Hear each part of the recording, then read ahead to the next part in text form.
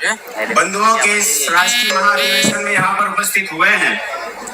हमारे समाज के राष्ट्रीय अध्यक्ष आदरणीय सुभाष जी ने हमारे समाज में क्या करना चाहिए, क्या नहीं करना चाहिए, विस्तार से प्रकाश डाला है और सभी वक्ताओं ने भी इस विषय पर अपने अपने विचार रखे हैं। मैं आपको जो अभी तक बोल दी गई बात है कि हमें ये परंपराओं, ये रूढ़ी, ये रिवाज, उस पे थोड़ा हट के आपसे बात करना चाह रहा हूं।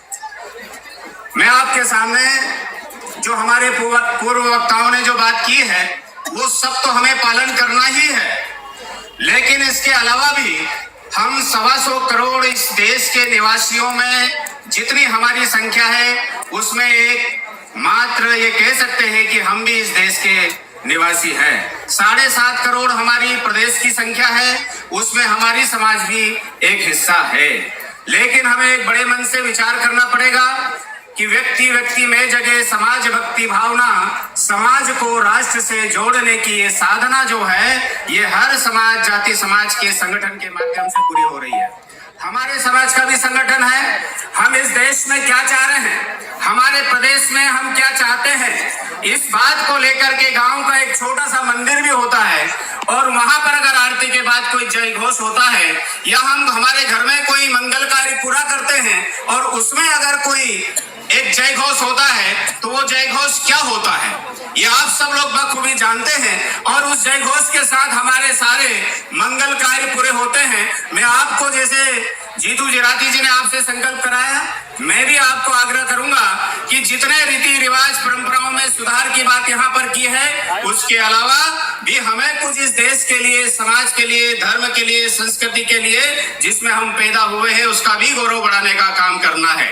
और वो काम क्या क्या हो सकते हैं, तो हम गंदगी से मुक्ति का भी संकल्प करें। इस घर में, जिस पवित्र घर में हम मंदिर में रहते हैं, वो घर हमारा मंदिर है और उसमें गंदगी से हम मुक्ति कैसे प्राप्त करें, हम कैसे अशिक्षा से मुक्ति का प्रयास करें, भूखमरी से मुक्ति का प्रयास, गरीबी से, भ्रष्टाचार से, आतंकवाद से, संप्रदायवाद से और सबसे बड़ा है जातिवाद से भी मुक्ति का हमें संकल्प लेना पड़ेगा और वंशवाद की मुक्ति का भी संकल्प लेना पड़ेगा।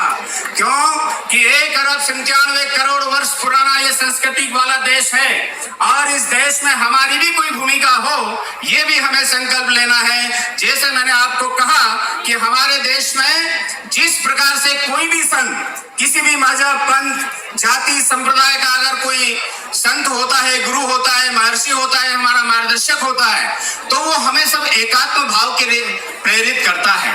हम मन से, बुद्धि से, शरीर से दिखने में अलग हो सकते हैं, लेकिन इस राष्ट्र की चीती के प्रति, इस राष्ट्र की संस्कृति के प्रति, इस देश के एकता अखंडता के प्रति, इस देश में समरसता लाने के लिए हमारी जाति समाज का भी कोई प्रयास होना चाहिए। ये संकल्प हमें लेना है। मैं ज्यादा समय नहीं लूंगा, मुख्यमंत्री जी का मार्गदर्शन हम सबको प्राप्त होने वाला है और हमारे समाज के वरिष्ठों का भी हम सबको यहाँ पर मार्गदर्शन प्राप्त हो रहा है। आप दोनों हाथ की मुष्टिका बांध करके, मैं बोलूंगा धर्म की, आपको बोलना है जय।